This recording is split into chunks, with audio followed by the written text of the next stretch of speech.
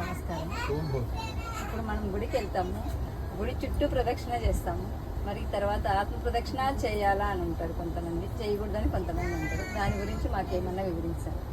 తప్పకుండా. చాలా సంతోషం అమ్మా, మంచి ప్రశ్న. చాలా మంది తెలుసుకుంటే కూడా చాలా మంచిది.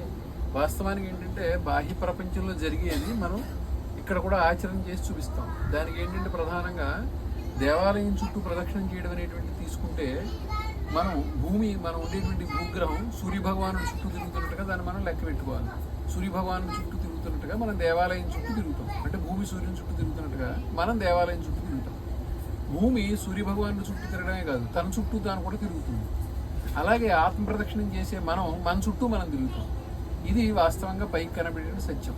అసలు అంతర్గత సత్యం ఏంటంటే ఆత్మ ప్రదక్షిణ అంటే ఆత్మ చుట్టూ మనం ప్రదక్షిణం చేయాలి. కానీ దాని అంటే ఆత్మ ప్రదక్షిణ ఆత్మజ్ఞానం తెలుసుకోవడం కోసం దాని చుట్టూ మనం ప్రదక్షిణం చేయాలి. ఆత్మజ్ఞానం తెలుసుకుంటూ ప్రదక్షిణం చేస్తే మనకు ఆత్మజ్ఞాన విద్య అలవాటు అవుతుంది.